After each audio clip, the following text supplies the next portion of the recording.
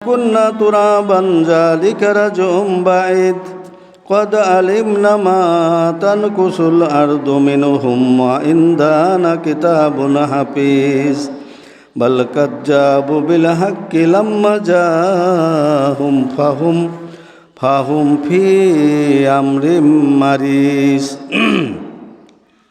صلوا كما رأيتني أصلي ربي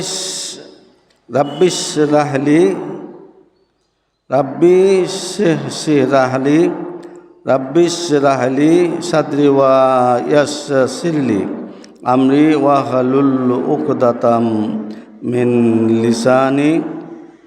لساني يفقهوا قولي নাহমাদুহু ওয়া নুসাল্লি আলা রাসূলিহিল কারীম আম্মা বাদ। কোটি কোটি শুকরিয়া জ্ঞাপন করছি মহান রব্বুল আলামিনের দরবারে, যিনি আজ পবিত্র জুম্মার দিন শুক্রবার জুম্মার সালাত আদায় করার জন্য আমাদের কতিপয় বান্দাবান্দীদেরকে আল্লাহর ঘর মসজিদে আসার জন্য যে তৌফিক দান করেছেন, এই জন্য আমরা মহান রব্বুল আলামিনের দরবারে শুকরিয়া জ্ঞাপন করছি। রাসূলুল্লাহ সাল্লাল্লাহু আলাইহি সাল্লামের প্রতি আমরা একবার দরুদ ইব্রাহিম পাঠ করি। কেন? যার কারণে আমরা আল্লাহ প্রদত্ত আল কোরআন এবং সহিহ হাদিসগুলি পেয়েছি। চূড়ান্ত ধর্ম এবং সর্বশ্রেষ্ঠ ধর্ম এবং জান্নাতুল ফিরদৌসে যাওয়ার সরল সোজা পথ আমরা পেয়েছি রাসূলুল্লাহ সাল্লাল্লাহু আলাইহি সাল্লামের মাধ্যমে। এজন্য আমরা বলি আল্লাহুম্মা সাল্লি আলা মুহাম্মাদ ওয়া আলা আলি মুহাম্মাদিন কামা সাল্লাইতা আলা ইব্রাহিম ওয়া আলা আলি ইব্রাহিম ইন্নাকা হামিদুম মাজিদ। আল্লাহুম্মা বারিক আলা মুহাম্মাদ ওয়া আলা আলি মুহাম্মাদিন কামা বারাকতা আলা ইব্রাহিম ওয়া আলা আলি ইব্রাহিম ইন্নাকা হামিদুম মাজিদ।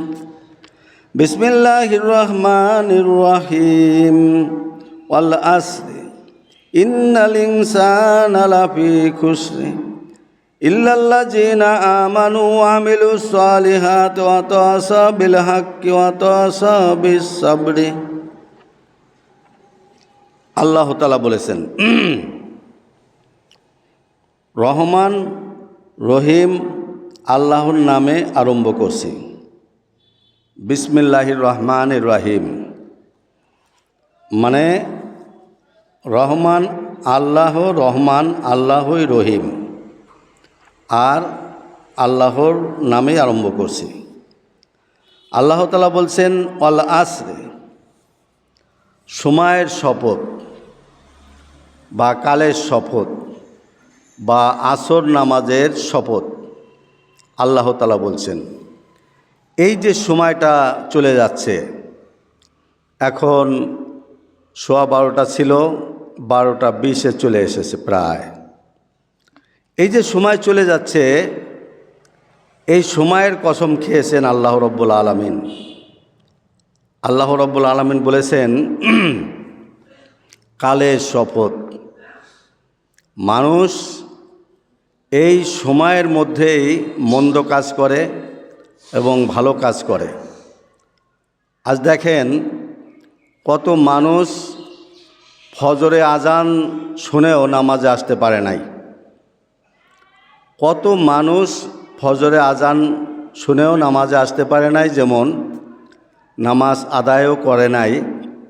আবার আল্লাহর অনেক প্রিয় বান্দাবান্দিরা ফজরের সালাত আদায় করেছেন।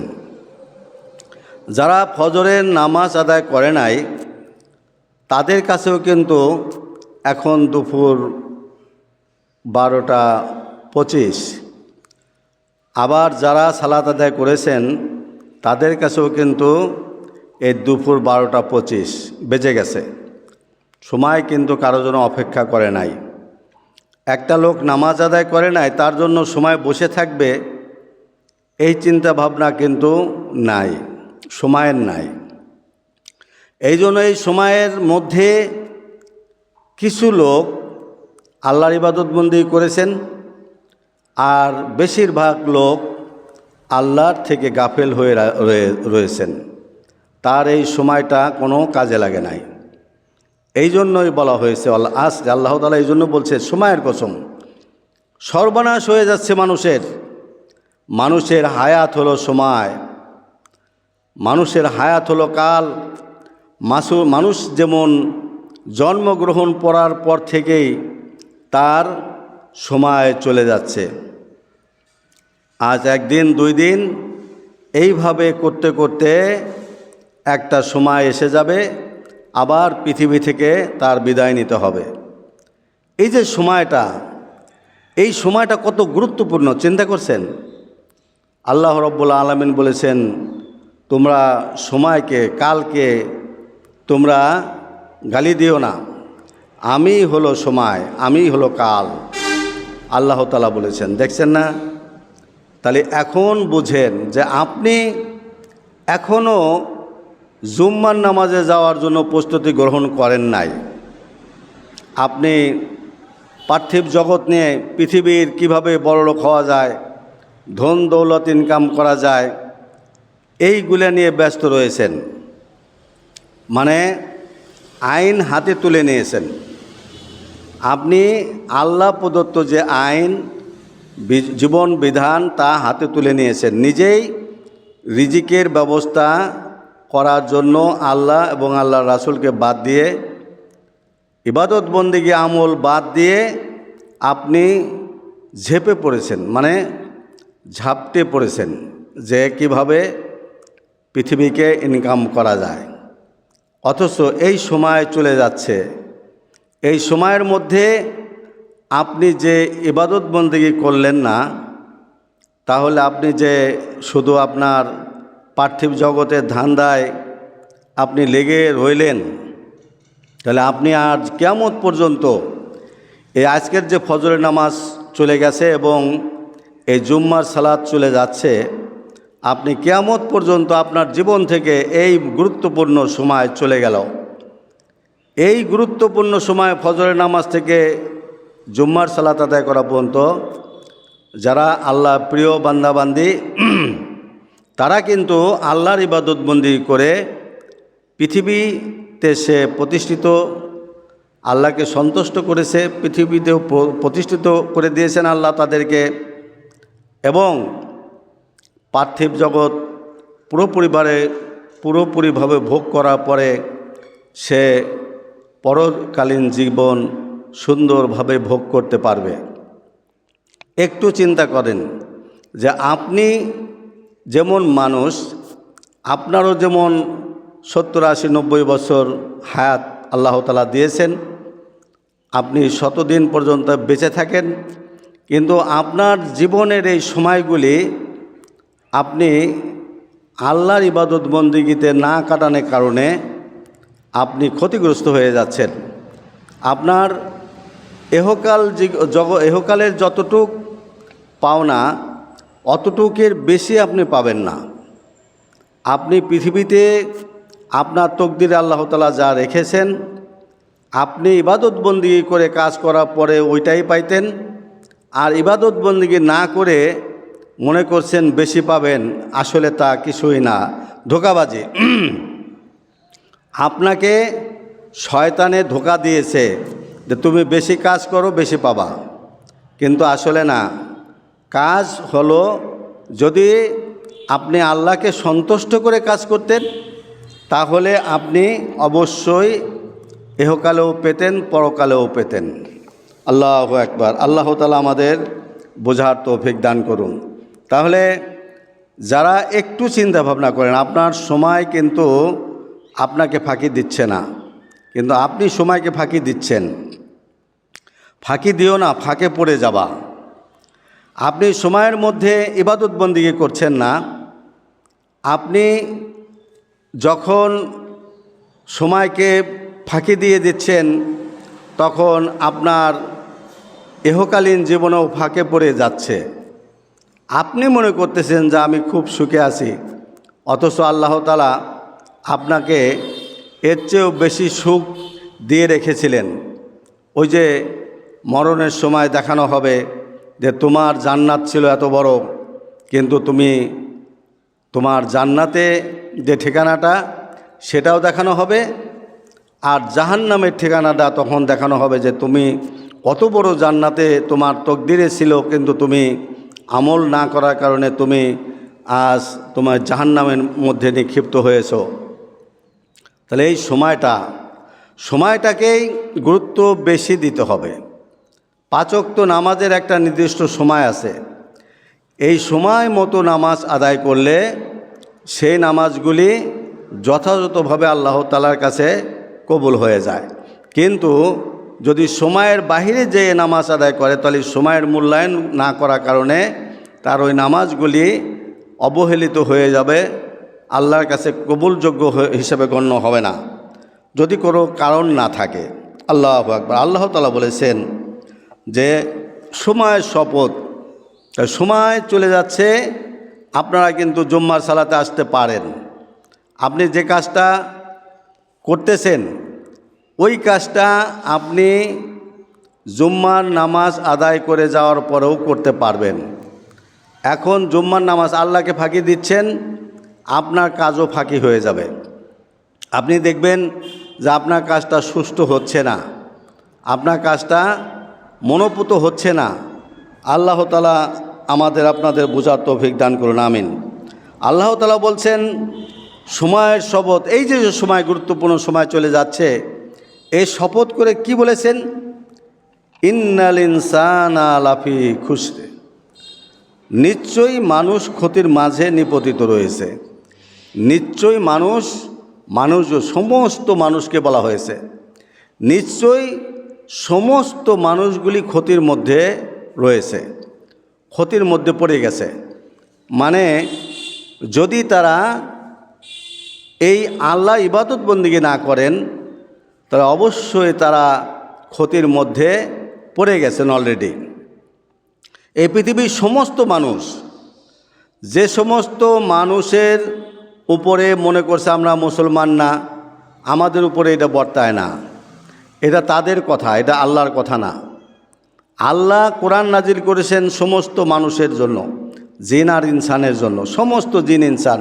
এখানে কোনো মানুষের বাদ বিচার নেই, কোনো ধর্ম, কোনো সম্প্রদায়, গোষ্ঠী, কোনো ভাষা বা কোনো উঁচা নিচু, খাটো লম্বা কিংবা সাদা কালা, এর মধ্যে কোনো পার্থক্য নেই। আল্লাহ রব্বুল আলামিন এই কোরআন নাজিল করেছেন সমস্ত মানুষের জন্যই নাজিল করেছেন। শুধু মুমিন মুত্তাকি যারা, তারা কোরআন থেকে উপকৃত হয়, ফজিলত পায়। কিন্তু অন্য ধর্মের মানুষ যে কোরআন মানতে পারবে না, এই বিষয়ে কিন্তু কোনো কথা নেই। সমস্ত মানুষকে আল্লাহ তাআলা আহ্বান জানিয়েছেন যে সমস্ত মানুষই কোরআনের ছায়াতলে আসতে হবে, একদিন না একদিন তো আসবেই। এই জন্য বলছে যে ইন্নাল ইনসানা লাফি খুসর, নিশ্চয় মানুষ ক্ষতির মাঝে নিপতিত। এখানে কিন্তু মুসলমানরা ক্ষতির মধ্যে নিপতিত এই কথাটা বলেন নাই, শুধু প্রত্যেকটা মানুষই ক্ষতির মধ্যে নিপতিত। এই যে সময় চলে যাচ্ছে, এই সময়ের মধ্যে যদি আল্লাহর ইবাদত বন্দেগী না করে, সে যে ধর্মের লোকে হোক না কেন আর যে বংশের লোকে হোক না কেন, সে ক্ষতিগ্রস্ত পড়েই গেছে, ক্ষতিগ্রস্তের মধ্যে পড়েই গেছে, ক্ষতির মধ্যেই পড়ে গেছে। আল্লাহ তাআলা বলছেন যে অতওয়া ইল্লাল্লাযিনা আমানু ওয়া আমিলুস সালিহাতি, কিন্তু নিশ্চয়ই মানুষ ক্ষতির মধ্যে নিপতিত হয়ে গেছে, কিন্তু তারা নয় যারা ঈমান এনেছে এবং সৎ কাজ করেছে আর পরস্পরকে উপদেশ দিয়েছে হকের এবং পরস্পরকে উপদেশ দিয়েছে ধৈর্য ধারণের। তাহলে বুঝছেন? আল্লাহু আকবার। তাহলে এখানে একটু চিন্তা ভাবনার বিষয় যে প্রত্যেকটা মানুষ ক্ষতির মধ্যে পড়ে গেছে, যারা আল্লাহর ইবাদত বন্দেগী করে না, যারা আল্লাহর ইবাদত বন্দেগী বাদ দিয়ে শয়তানের ওয়াসওয়াসায় তারা উদম্বের মতো ঘুরে বেড়ায়। যারা মনে করে যে আমরা কাজকর্ম করি, খাই, আমরা কাজকর্ম না করলে কি আমাদের রিজিক আসে? এই যে সমস্ত কথাবার্তা, উদ্ভট কথাবার্তা শয়তানে ওয়াসওয়াসায় পড়ে বলে এরা নিজেরা ক্ষতির মধ্যে ডুবে আছে। কিন্তু যারা ঈমান এনেছে এবং সৎ কাজ করেছে, ঈমান এনেছে কারা? মুসলিম যারা মুসলিম হিসেবে দাবি করছে তারা কিন্তু ঈমান এনেছে। এখন বাঁচার পথ হলো যারা ঈমান এনেছে।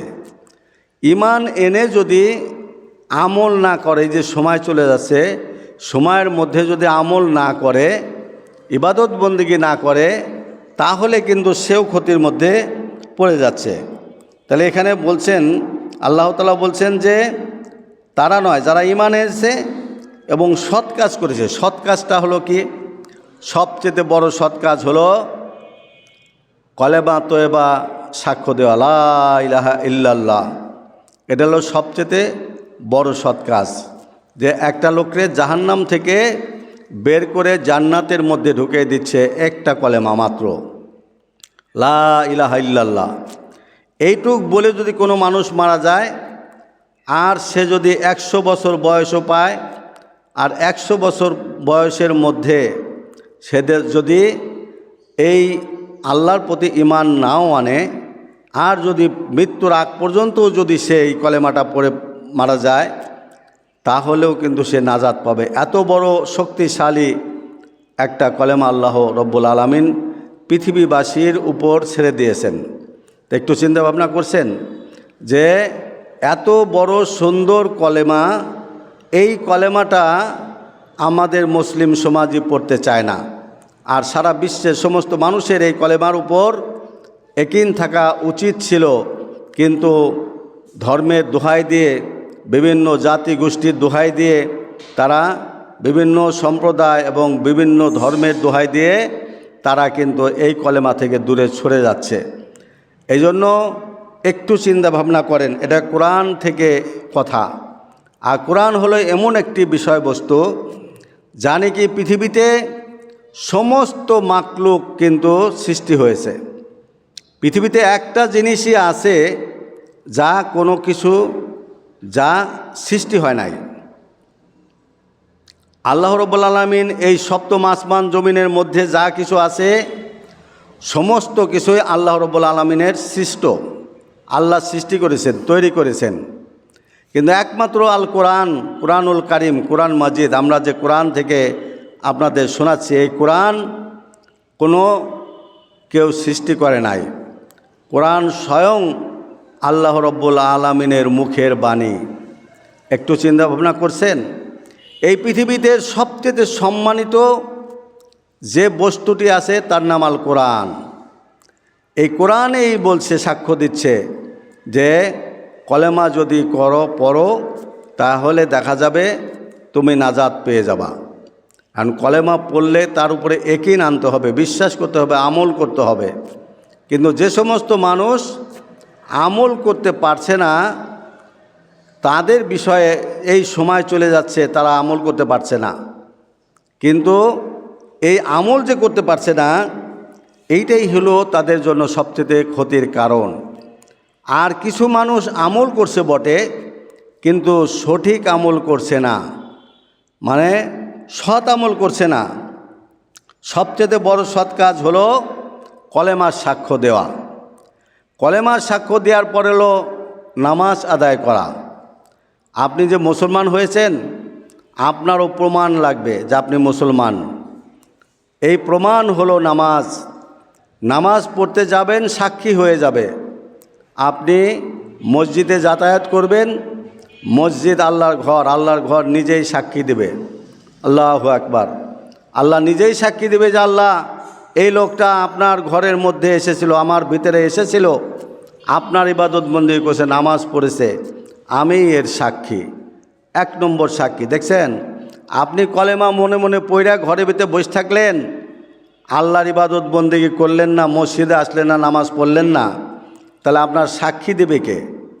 আপনার এই যখন পথে আসবেন নামাজ পড়ার জন্য, যেমন জুম্মার নামাজ পড়ার জন্য যারা আসবে, বাড়ি থেকে হাঁটতে হাঁটতে যারা চলে এসেছে, তাদের বিষয়ে কত বড় সুন্দর ফয়সালা আল্লাহ তাআলা এই সময়ের মূল্য আল্লাহ নিজে দিয়েছেন। কিভাবে দেখেন, যে আপনি বাড়ি থেকে এক পাও দুই পাও করতে করতে মসজিদে আসছেন, আপনার বাড়িতে আসার জন্য, মসজিদে আসার জন্য, আপনার বাড়ি থেকে মসজিদে আসার জন্য 100 পথ বা 100 পা ফেলেছেন, বা 200 পা ফেলেছেন, বা 1000 পা ফেলেছেন।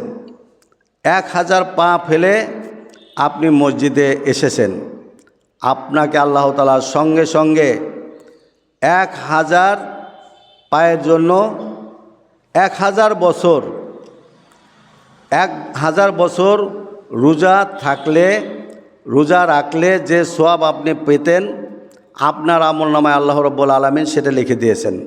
সুবহানাল্লাহ, চিন্তা করছেন? তারপরে 1000 বছর নফল নামাজ আদায় করলে যে সওয়াব আপনি পেতেন, আপনার আমলনামায় তা লিখে দিয়েছেন। তাহলে আপনি বুঝেন তো, আপনি বসে রয়েছেন, নামাজ না পড়ে, জুম্মার নামাজে মসজিদে না যেয়ে বসে রয়েছেন, আপনার কয় টাকা লাভ হবে? আপনি ভাবছেন যে পৃথিবীতে 1-2 টাকা 5 টাকা 100 টাকা 1000 টাকা এটাই তো আমার টাকা, পরকালের টাকা দিয়ে আমি কি করব? এই কথাগুলো আল্লাহ রাব্বুল আলামিন আগেই জানাই দিয়েছেন। বিভিন্ন মহামারীর মাধ্যমে আপনারা দেখছেন, পরীক্ষা নিরীক্ষার মাধ্যমে দেখতে পাচ্ছেন, করোনার সময় যে সন্তানকে এত কষ্ট করে টাকা পয়সা ইনকাম করে মাতা পিতা বা স্ত্রী সন্তানের মুখে ভাত দেওয়ার জন্য এত চুরি চুট্টামি পর্যন্ত করেছে, বিভিন্নভাবে তারা টাকা পয়সা ইনকাম করেছে, অথচ করোনায় ধরেছে আর তার ওই মা বাপ ভাই বোন স্ত্রী সন্তান সন্ততি কেউ আর ধারে চাপছে না, আর তার দেখতেও যাচ্ছে না। মরে গেছে, তার বেওয়ারিশ লাশ হিসেবে তার দাফন হয়ে গেছে। অনেক নজির রয়েছে। এর থেকেও কি আপনার শিক্ষা হচ্ছে না? আপনি ইনকাম করে আপনার পরিবার পরিজনের জন্য আল্লাহকে ভুলে গেছেন, নামাজ ভুলে গেছেন, ইবাদত বন্দেগী ভুলে গেছেন। আপনার এই পৃথিবী থেকেই আপনার যাদের জন্য আপনি আল্লাহকে ভুলে গেছেন, সংসার চালানোর জন্য, আপনার পেট চালানোর জন্য, ছেলে মেয়েকে সুখে রাখার জন্য, আপনি প্রমাণ কিন্তু করোনা ভাইরাসের মাধ্যমে বিশ্ববাসীকে আল্লাহ তাআলা জানিয়ে দিয়েছেন। আল্লাহ তাআলা বলেছেন পরকালে তো এর চেয়ে ভয়াবহ। একটু নমুনা দিয়েছেন যে করোনা ভাইরাসে চোখের সামনে আপনারা দেখছেন, টেলিভিশনে দেখছে, সন্তান দূর থেকে দেখছে, আবার অনেক সন্তান আছে, অনেক স্ত্রী আছে, অনেক মা বাপ আছে, যা ওর জন্য কি আমি মরবো নাকি, এই জন্য তারা আসে নাই। তাহলে আপনি নিজে একটু স্বার্থপর হন, নিজের জন্য কাজ করেন, নিজে আগে বলেন যে আমার আল্লাহ, ওদের আপনি যে সন্তানের জন্য এত পরিশ্রম করতেছেন, নামাজ রোজা বাদ দিয়ে, আল্লাহ ইবাদত বন্দেগী বাদ দিয়ে এত পরিশ্রম করতেছেন, এই বিষয়ে কি আপনি, ওদের রিজিক কে দেয়? ওদের রিজিককে আপনি দিতে পারেন? ওদের রিজিকও আল্লাহ রাব্বুল আলামিন দিচ্ছেন, আপনার রিজিকও আল্লাহ রাব্বুল আলামিন দিচ্ছেন। তো প্রত্যেকটা মানুষের রিজিকের ফয়সালা আল্লাহর তরফ থেকে হয়ে থাকে। এখন আপনি এই রিজিকের বিষয়ে আমি ইতিপূর্বে অনেকবার বলেছি যে মুসা আলাইহিস সালাম আল্লাহ রাব্বুল আলামিনকে বলেছিলেন যে আল্লাহ, তুমি মানুষকে কতটুকু ভালোবাসো, মানে ছেলে মেয়ের জন্য মানুষ যে এত পাগল, প্রায় ছেলে মেয়ের জন্য মানুষ জান প্রাণ দিচ্ছে, মানে বিভিন্ন ফাহেসা কাজ করছে, বিভিন্ন অন্যায় অত্যাচার করে ছেলের মুখে মেয়েদের মুখে মানে রিজিক তুলে দেওয়ার জন্য আপ্রাণ চেষ্টা করে যাচ্ছে। আল্লাহ রাব্বুল আলামিনের কাছে জিজ্ঞাসা করলেন যে আল্লাহ, আপনি মানুষকে কতটুকু ভালোবাসেন? তখন আল্লাহ রাব্বুল আলামিন বললেন, হে মুসা, তুমি কি দেখতে চাও না শুনতে চাও? তখন মুসা আলাইহিস সালাম বললেন যে আল্লাহ, আমি তো দেখতেই চাই, দেখতে পারলে আর শুনে কে? তখন মুসা আলাইহিস সালামকে আল্লাহ রাব্বুল আলামিন বললেন যে মুসা, তুমি ওই পাহাড়ে যাও, ওই পাহাড়ে হিজরত করো। তখন মুসা আলাইহিস সালাম ওই পাহাড়ে গেলেন, যা দেখেন যে একটা মেয়ে আর একটা ছেলে ওরা প্রেম নিবেদন করছে, একে অপরকে ভালোবাসে এই কথা বলতেছে। তাই মেয়েটা বলতেছে ছেলেটাকে, তুমি আমারে কতটুকু ভালোবাসো? তখন মেয়েটা বলতেছে, তুমি আমার মানে ছেলেটা বলতেছে, তুমি আমার জান, তুমি আমার প্রাণ, তুমি আমার পূর্ণিমার মানে চাঁদ, এই যে যে ধরনের কথাবার্তা প্রেম প্রীতি করার সময় যা মানুষ বলে, এই ধরনের কথাবার্তা বলতেছে। কয় এগুলো মিথ্যা কথা, তুমি যা চাবে তাই দেব, তুমি যদি মানে ওই যে কয় না, এই যা করার কথা বলতেছে। তখন মেয়েটা বলল যে আমি যা চাই তাই তুমি দিবা? কয় হ্যাঁ তাই দেব। তুমি চেয়ে দেখো না কেন আমি দিতে পারি কি না। তখন বলল যে আমি তোমার বাড়িতে কে আছে? কয় আমার একমাত্র মা আছে, আর কেউ নাই। তখন বলছে আমি তোমার ওই মায়ের কলজা খাইতে চাই, তোমার মার জীবিত অবস্থায় তার কলজাটা ছিঁড়ে নিয়ে আসবা, আমি খাবো, দিতে পারবা? কয় কি কয়, এটা তো স্বাভাবিক বিষয়, তোমার জন্য তো মায়ের কলজা এটা দিব না। দিয়া বাড়ি চলে গেছে। বাড়ি যাইয়া মা তো দৌড়ে আসে, বাবারে শোনারে কি ব্যাপার, তুই এত পরেশানি কে, তোরে এমন দেখাচ্ছে কেন রে মা বাপ? তখন ছেলে কোনো কথাবার্তা না বলে মায়ের বুকে ছুরি চালাই দিয়ে মায়ের কলজার মধ্যে থেকে কলজাটা বের করে, টার দিয়ে হৃৎপিণ্ডের মধ্যে থেকে কলজাটা বাইর করে একটা প্লেটে নিয়ে তখন ওই মেয়েটার দিকে দৌড়ে যাচ্ছে। পাহাড়ি পথ, এদিক সেদিক উঠানামার এবড়ো থেবড়ো পথ। তখন হোঁচট খেয়ে ছেলেটা পড়ে যায়। পড়ে গেলে প্লেটটা থাকে একদিকে আর ছেলেটা একদিকে পড়ে যায়, আর কলজাটা অন্য দিকে চলে যায়। অন্যদিকে চলে গেলে মা তো মা, এত বড় মা, মা ওই কলজার মধ্যে থেকে মা বলে উঠছে যে বাবা তুমি কি ব্যথা পাইছো বাবা? নিজের জান ছিঁড়ে নিয়ে চলে এসেছে, কলজা ছিঁড়ে নিয়ে চলে এসেছে, কিন্তু কলজাটা তাৎক্ষণিক ছিঁড়লেও তাৎক্ষণিকভাবে ওর মধ্যে থেকে কিছুটা জান থাকে, এত দ্রুত বিষয়টা এমন হয়ে গেছে। তো ওই যে মা তার সন্তানকে এত ভালোবাসে যে তার কলজা ছিঁড়ে ফেলাইছে, কলজা ছিঁড়ে নিয়ে আইছে, তাই তারপরেও তার সামনে হোঁচট খেয়ে পড়ে গেছে তার সন্তান। তাই ওই কাটা কলিজার থেকে উতলে উঠেছে যে বাবা তুমি কি ব্যথা পাইছো? তাহলে দেখেন আল্লাহ রাব্বুল আলামিন বলছেন, ও মুসা, ওই যে মা তার নিজের কলজা ছিঁড়ার পরেও তার ছেলেকে ডাকছে যে বাবা তুমি কি ব্যথা পাইছো? ওর যে কলজা ছিঁড়ে ফেলাইছে ও ব্যথা পাইছে কিনা এই কথা জিজ্ঞাসা করছে না, কিন্তু মা বলতেছে যে বাবা তুমি কি ব্যথা পাইছো? ওই যে মা তার সন্তানকে যত ভালোবাসে, আমি ওই মায়ের চেয়ে 70 গুণ বেশি ভালোবাসি।